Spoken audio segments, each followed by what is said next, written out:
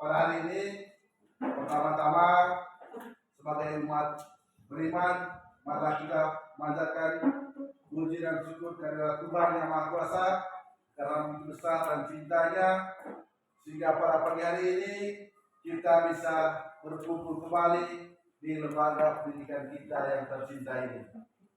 Untuk mengawali ini, saya minta untuk mengangkat kita dalam doa.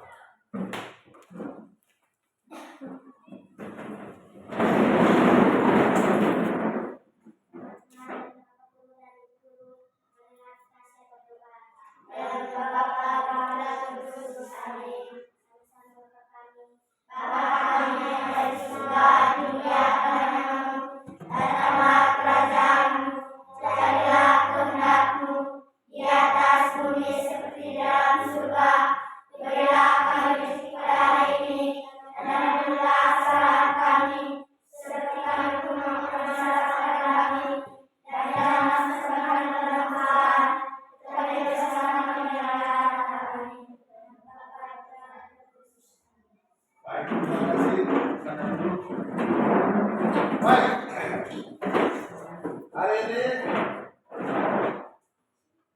sebelum kita mulai pelajaran kita hari ini, masih ingat pelajaran yang kemarin, yaitu tentang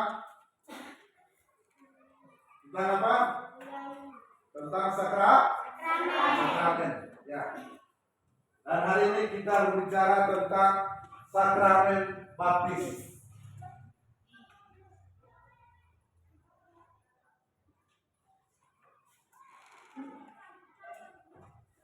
Baik, sebelum kita melanjutkan tentang sakramen baptis, pertama-tama saya mau cek kehadiran dulu, ya, kehadiran dari kita semua. Semuanya hadir? Nah, coba saya absensi dulu ya. Remus Aputra, Firan Suyanto, Maria Olivia Janur, Jenny Wika, Giovanni Francisca De Santa, Florida Intan Limat, Maria Fania Rofani, Maria Clarissa Imut, Elizabeth Putri Mulia, Geraldus Rahmat, Marcelina Sekunda, Samuel Adika Juhano, Febrian Kamu, Larissa Yuneti Jasni, Maria Stefania Mudi, Emmanuel Arun, Agustinus Putra Hudoyo, Raflian Sugianto. Baik, berarti semua hadir ya? Oke. Baik. Hari ini kita berbicara tentang sakramen baptis. Ya. Tapi sebelum kita mulai, supaya kita tetap semangat di sekolah, untuk pelajaran kita hari ini, ya, kita menyanyi dulu. Mau tidak? Mau tidak? Baik, kita menyanyi Jalan Serta Yesus.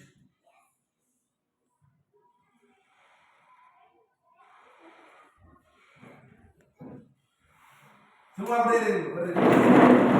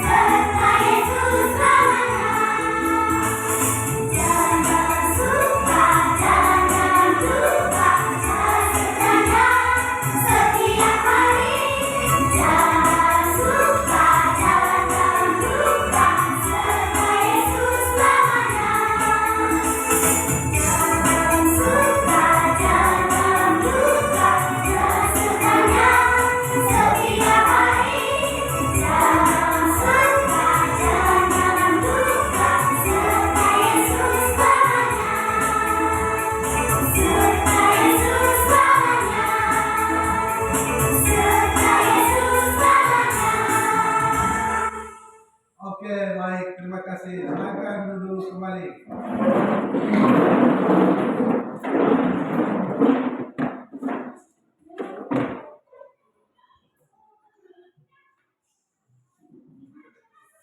Baik. Jadi tadi kita berbicara tentang sakramen baptis. Ya. Tujuan kita mempelajari sakramen baptis yang pertama, mendapat pengampunan dari segala dosa, baik dosa asal maupun dosa yang dibuatnya. Tujuan yang kedua adalah menjadi ciptaan baru yang dilantik menjadi anak Allah. Dan yang ketiga, digabungkan menjadi anggota gereja sebagai bagian tubuh dari mistik Kristus.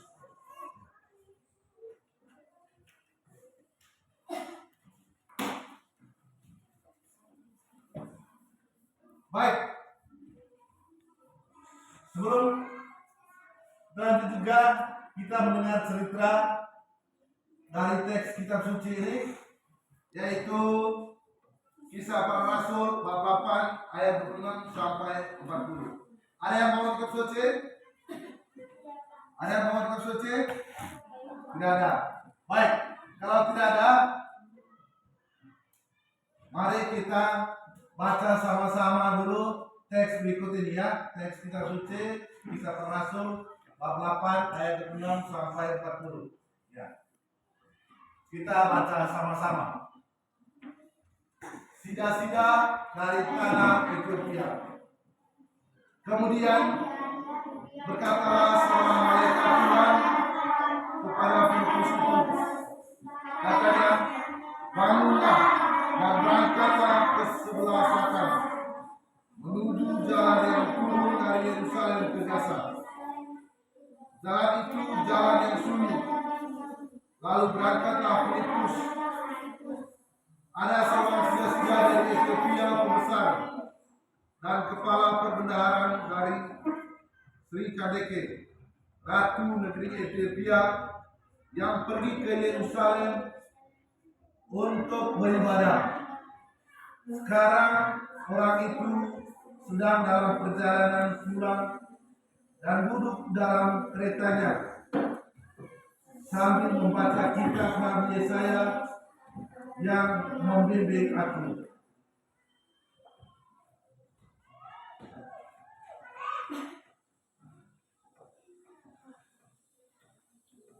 Lalu ia meminta Filipus naik dan duduk di sampingnya. Nas yang dibacanya itu berbunyi seperti seekor domba dibawa ke pembantaian, dan seperti anak domba yang keluh di depan orang yang menggunting bulunya. Demikianlah ia tidak membuka mulutnya. Dalam keheningannya berlangsung hukuman. Siapakah akan mencederakan asal usulnya? Sebabnya diambil dari bumi. Maka kata sida-sida itu, kata Filipus, aku bertanya kepadamu tentang siapakah Nabi berkata demikian, tentang dirinya sendiri atau tentang orang lain. Maka mulailah Filipus berbicara dan bertolak dari nas itu memberitakan Injil kepadanya.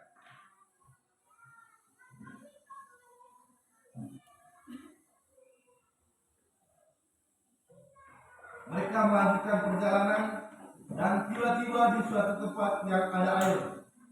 Lalu kata sida-sida itu, melihat di situ ada air.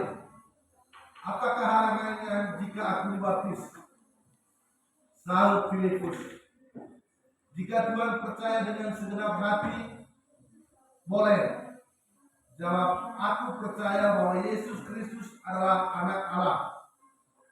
Lalu kata orang Ethiopia itu menyuruh menghentikan karena itu, dan keduanya turun ke dalam air, baik Filipus maupun sida-sida itu. Dan Filipus membaptis dia.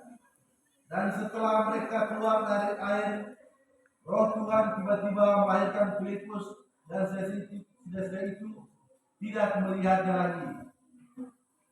ia meneruskan perjalanannya dengan sukacita. Tetapi ternyata Filipus ada di Asdod. Ia berjalan melalui daerah itu dan memberitakan Injil di semua kota sampai ia tiba di Kaisarea. Baik. Siapa yang mau baca ulang lagi? Angkat tangan. Coba boleh baca mulai awal lagi tadi teks kitab suci tadi. Bisa berlangsung. Coba baca berdiri. Baca di dalam juga. Lanjut. Sudah dari tanah Ethiopia. Kemudian berkatalah seorang malaikat Tuhan pada Filipus, katanya, bangunlah dan berkatalah di sebelah selatan, menurut jalan yang turun dari Yerusalem ke Gaza. Jalan itu jalan yang sunyi. Lalu berkatalah Filipus, ada seorang sida-sida dari Ethiopia, pembesar dan kepala perbedaan Sri Kekaisaran negeri Ethiopia yang pergi ke Yerusalem untuk beribadah sekarang. Sekarang orang itu sedang dalam perjalanan pulang dan duduk dalam keretanya sambil membaca kitab Nabi Yesaya yang membimbing aku.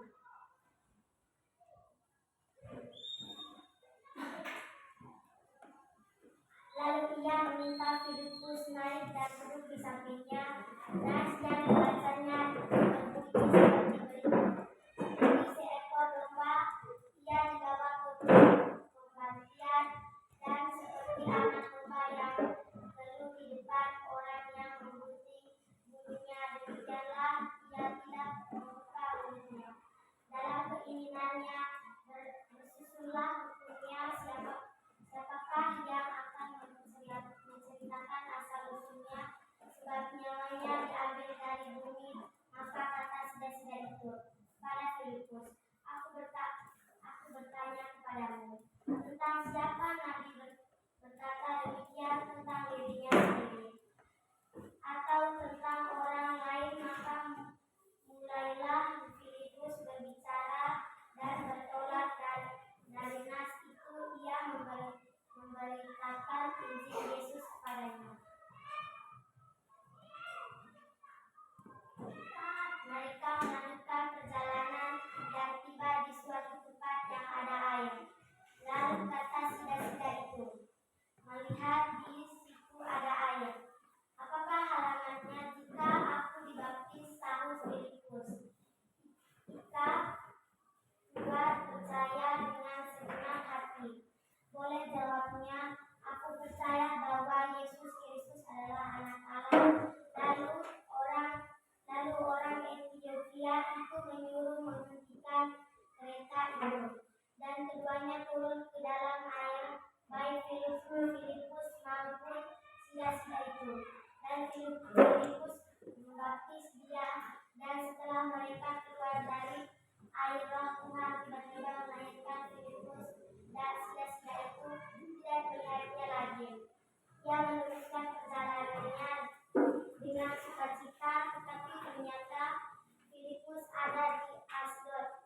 Ia berjalan melalui daerah itu dan memberitakan Injil di semua kota sampai ia tiba di Kaisarea. Baik, terima kasih. Ya, kita sudah mendengar tadi teks kitab suci yang baru kita dengar bersama. Untuk itu, ya, Bapak Guru akan membagi kertas ini untuk menjawab pertanyaan berkaitan dengan teks kitab suci tadi. Oke? Silakan untuk menjawab per kelompok masing-masing. Ya.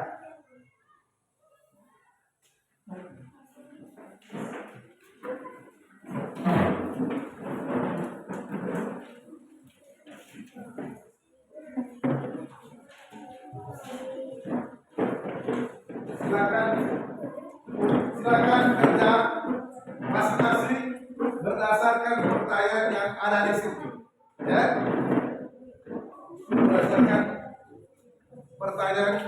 di situ berkaitan dengan teks kitab suci tadi. Ya, teks kitab suci tadi.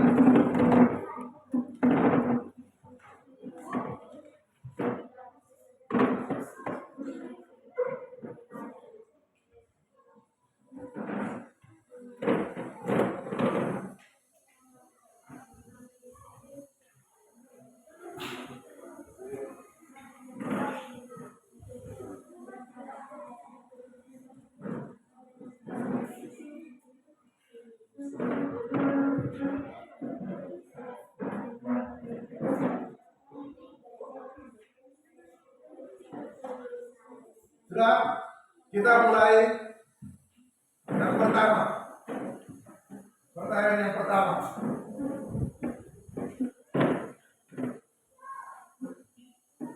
Yang tahu angkat tangan ya. Yang tahu angkat tangan.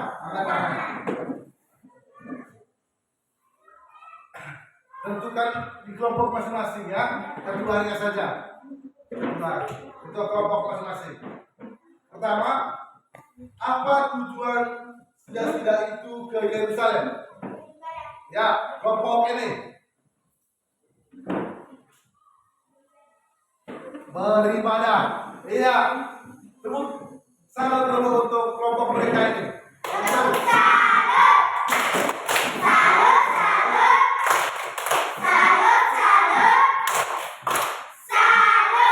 Ya, oke, baik, terima kasih.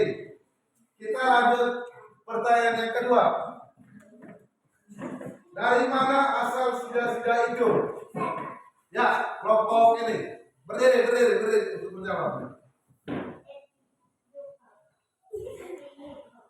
Ethiopia, ya, Ethiopia. Ya, salam juga untuk kelompok kedua ini.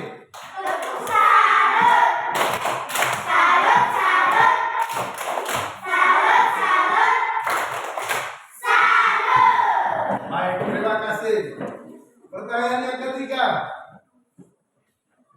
Apa yang dilakukan sida-sida itu ke dalam kereta? Ya, kelompok ini. Membaca kitab Nabi Yesaya. Ya, tepuk salut.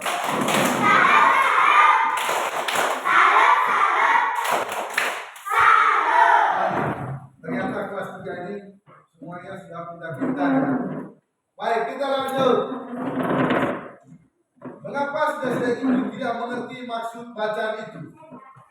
Ya, Rafli.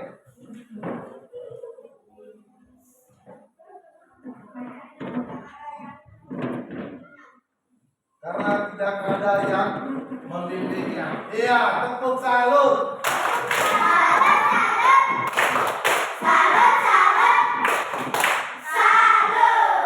Oke, baik. Nomor 5. Apa yang terjadi ketika mereka melihat suatu tempat yang ada air? Ya, kelompok mereka lagi.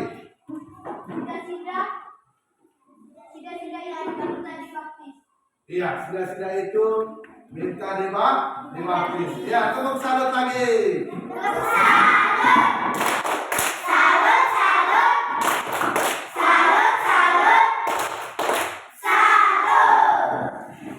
Berikut. Apa syarat agar seseorang dapat dibaptis? Apa syarat agar seseorang dapat dibaptis? Ya.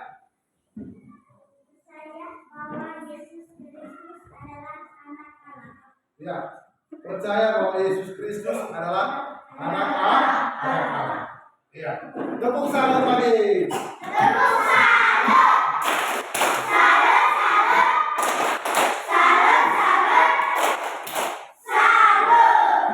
Oke, baik. Pertanyaan terakhir. Apa yang terjadi pada Filipus setelah membaptis sida-sida itu? Ya. Di belakang.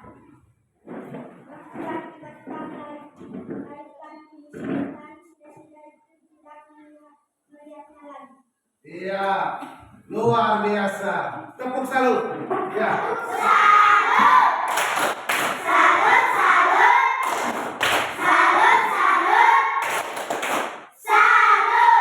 Oke, baik, terima kasih. Masih semangat? Semangat? Teman-teman semangat.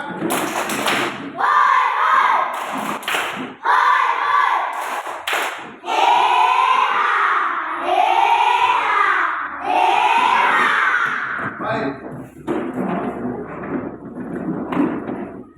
Silakan dulu.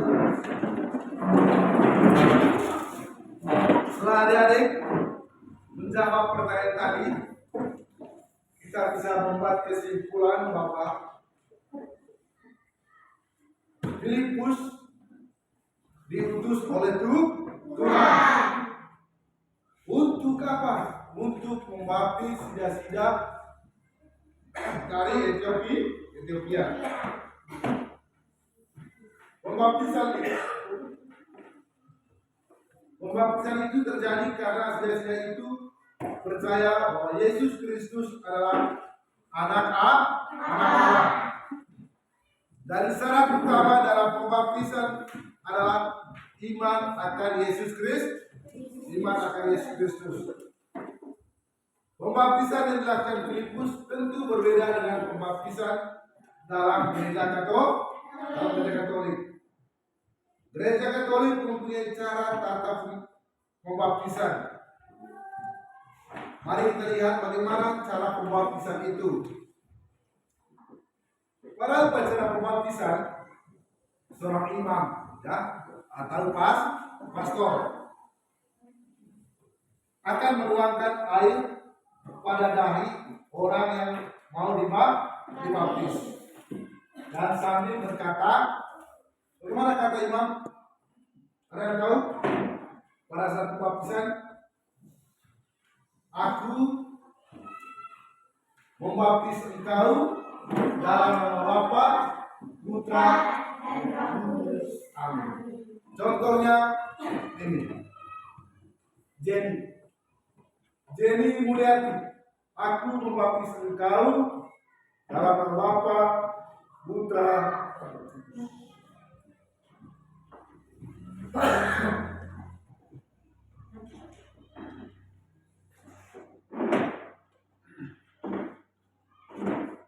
dengan penuangan air itu, orang yang dibaptis menjadi bersih dari dosa.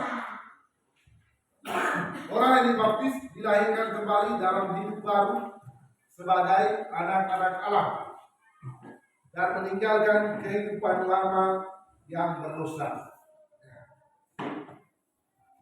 Itu tadi kesimpulan dari bacaan yang kita barusan dengar. Nah, berikut coba kamu perhatikan lagi ini. Sekarang coba kamu perhatikan gambar. Jelas gambarnya? Coba lihat baik-baik gambarnya. Itu gambar pertama. Sudah lihat? Perhatikan baik-baik. Nanti Bapak Guru akan bertanya. Sudah? Gambar ini gambar yang kedua.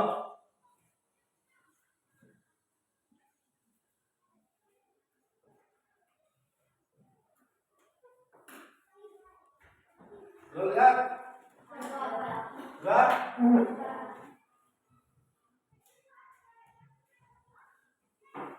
Ini gambar yang ketiga lagi. Nanti main dulu gambar.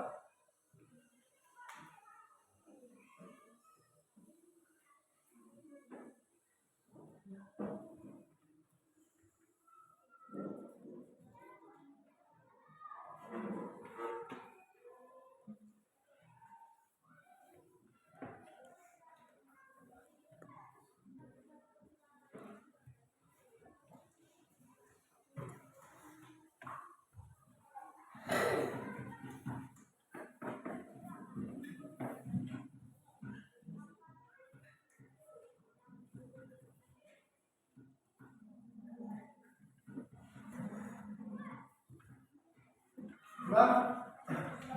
Sudah perhatikan gambar? Baik, Bapak Guru akan bertanya. bertanya setelah kamu mengamati gambar tadi ya.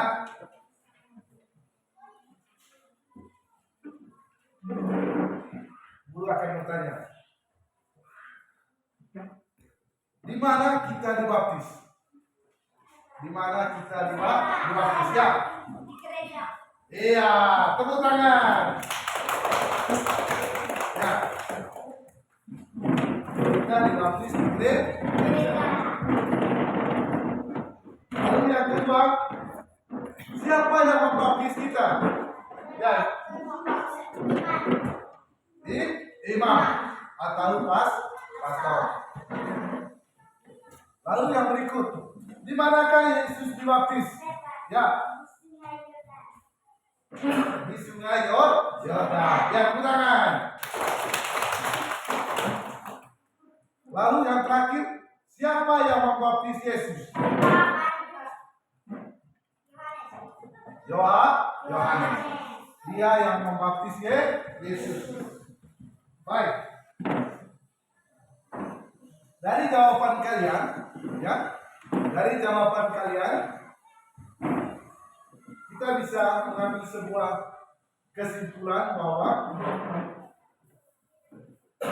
dalam gereja Katolik, baptis adalah syarat awal yang harus dipenuhi seseorang yang ingin menjadi Katolik. Ada pembaptisan bayi dan pembaptisan orang dewasa. Seperti kita lihat pada gambar tadi. Orang tua Katolik akan menyerahkan anaknya untuk dibaptis. Jika yang dibaptis orang dewasa, ia harus melakukan persiapan terlebih dahulu. Kedua macam pembaptisan ini memerlukan bapak atau ibu baptis. Bapak atau ibu baptis adalah orang Katolik dewasa yang percaya dan yang diyakini dapat membimbing pembaptisan baru menjadi orang Katolik. Apabila orang tuanya berhalangan atau tidak mampu melakukannya, dengan sakramen baptis, maka orang yang menerima pembaptisan akan yang pertama dibersihkan dan disucikan. Ia dilahirkan kembali di kehidupan seperti dalam kisah percakapan Yesus dengan Nikodemus, bahwa seseorang dapat masuk kerajaan Allah jika ia dilahirkan kembali. Lalu yang kedua, dengan pembaptisan kita menjadi anak-anak Allah. Yang berikut, dengan pembaptisan kita dipersatukan dengan Kristus. Lalu dengan pembaptisan juga kita menjadi anggota gereja. Dengan pembaptisan kita diterima secara resmi menjadi anggota gereja dan menjadi saudara dan saudari dari seluruh umat beriman Katolik. Ya. Sebagai anggota resmi gereja, orang yang sudah dibaptis juga wajib mengikuti dan terlibat dalam kegiatan gereja. Ya. Lalu yang berikut, lambang atau simbol dalam pembaptisan. Ada yang tahu apa lambang atau simbol dalam pembaptisan?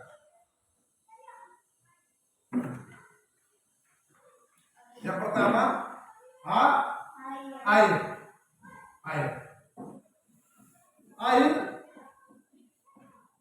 Atau air baptis membersihkan orang dari dosa-dosanya. Orang yang dibaptis dilahirkan kembali dalam hidup baru sebagai anak-anak Allah. Lalu kata yang diucapkan oleh dalam pelayanan sakramen baptis seperti tadi, misalnya oleh Pia Janur, aku membaptis engkau dalam nama Bapa dan Putra dan Roh Kudus. Amin.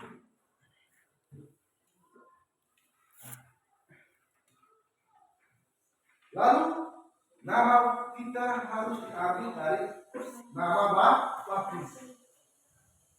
Orang dibaptis akan memilih nama baptis. Nama baptis diambil dari nama santu dan santa. Misalnya nama baptis kita misalnya diambil dari nama santu dan santa. Misalnya Maria itu diambil dari nama santa. Gregorius diambil dari nama santu. Dominic Maria Santa jadi antara mana? Santu. Ya. Itu tadi contohnya. Contohnya Maria, Gregorius. Nama ini diambil dari nama santu dan santa. Mengapa perlu diambil dari nama santu dan santa?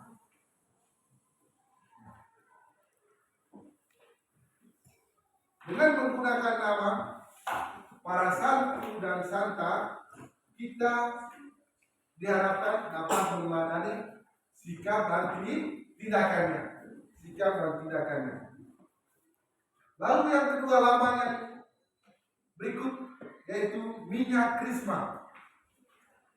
Minyak krisma.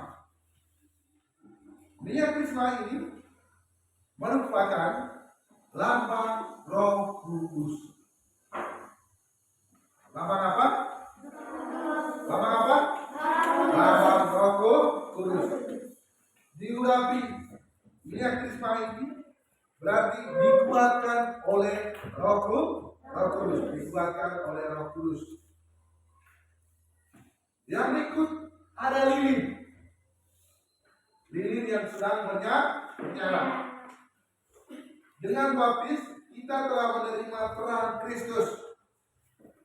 Lilin bernyala sebagai lambang semangat baru. Kemudian lilin bernyala dimaksud agar semangat hidup baru dijaga agar tetap hidup seperti terang lilin itu. Ya. Lalu yang terakhir, lambang atau yang terakhir dalam pembaptisan yaitu kain putih. Apa kain putih ini? Tujuannya. Kain putih ini sebagai lambang hidup yang baru, yang suci. Kemudian kain putih ini dimaksud agar semangat hidup baru tetap dijaga. Kesuciannya seperti kain putih yang tetap bersih. Ya. Itu beberapa kesimpulan dari pertanyaan-pertanyaan tadi. Baik, untuk kita refleksi bersama-sama. Sudahkah aku menjadi pengikut Kristus? Apakah aku rajin berdoa? Apakah aku rajin pergi beribadah ke gereja pada hari Minggu? Apakah aku sering mengikuti kegiatan di lingkungan?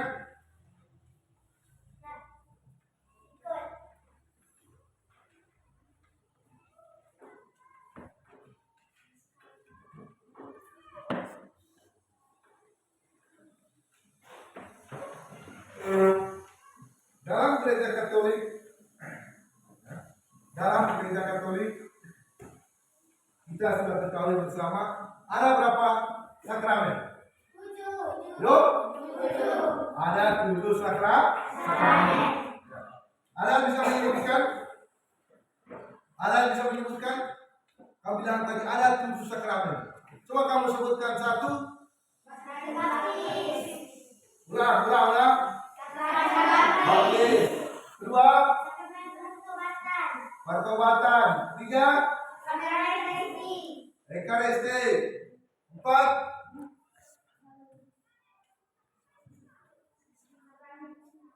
Sakramen Krisma. Ya. 5.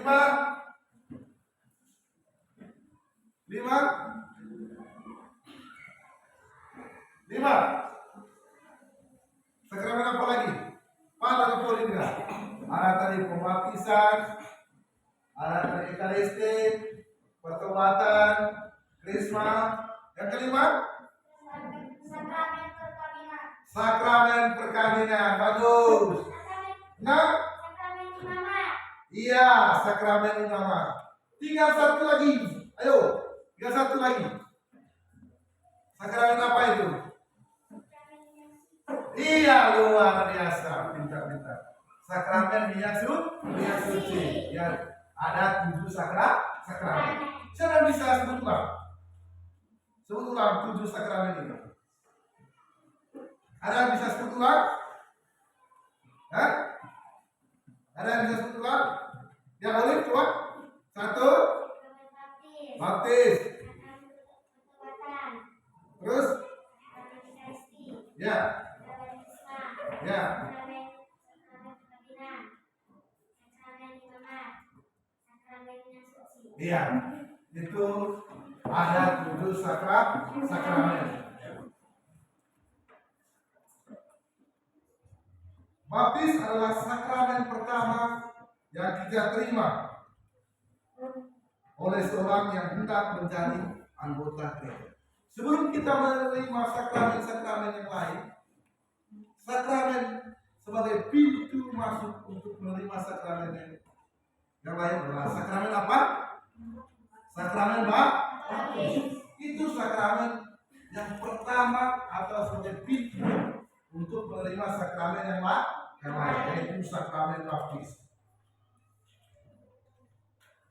Lalu yang berikut, rahmat sakramen baptis.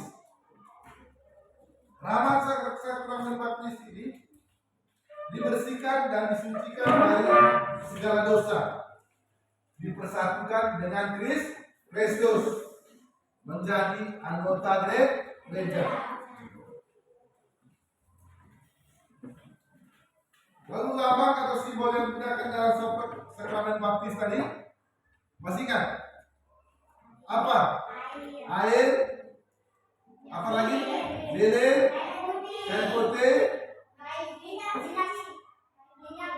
Sudah kain putih. Minyak krisma. Ya. Siapa yang bisa menyebutkan bagaimana kata-kata iman dalam pembaptisan? Siapa yang bisa menyebutkan bagaimana kata-kata iman dalam pembaptisan?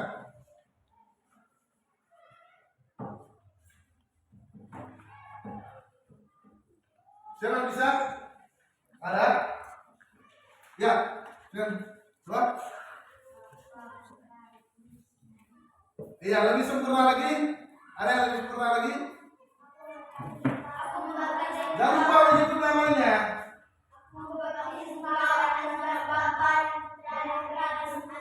Iya, tepuk tangan untuk kita semua.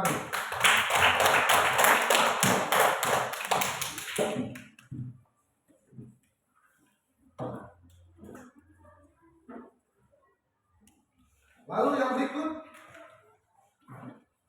ada lilin yang menyala. Apa tujuan lilin menyala? Yuk, untuk menerang Kristus. Tepuk tangan. Lalu tadi ada kain putih. Apa tujuan kain putih tadi? Yang saya jelaskan. Apa tujuan kain putih tadi? Tujuan kain putih. Apa tujuannya? Supaya menjadi anak Allah. Kain putih tadi.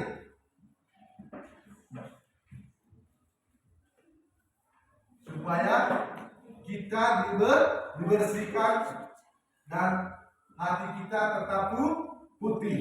Ya, itu tujuan dari kain putih. Lalu tadi dijelaskan nama kita diambil dari nama baptis. Apa tujuannya? Mengapa nama kita diambil dari nama baptis? Mengapa nama kita diambil dari nama baptis? Coba. Supaya hidup kita sama seperti santu dan sangka. Ya.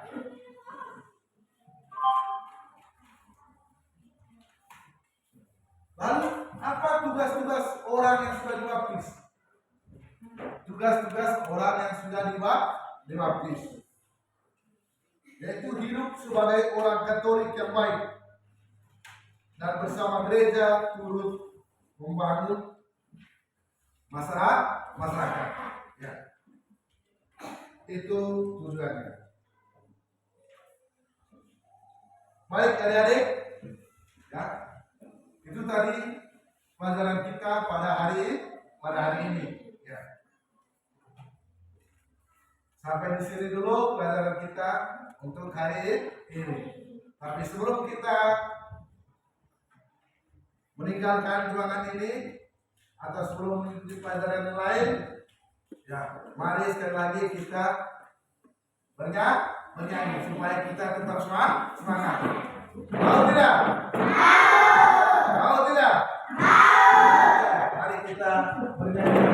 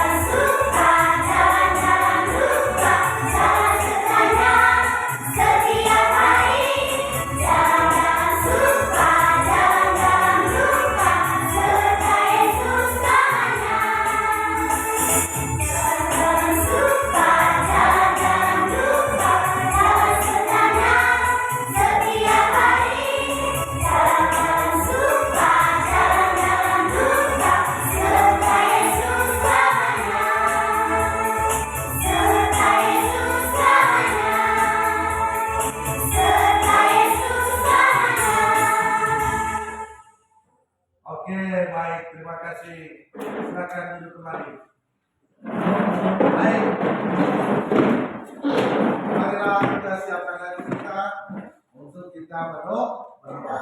Ya, maju. Kita dalam doa.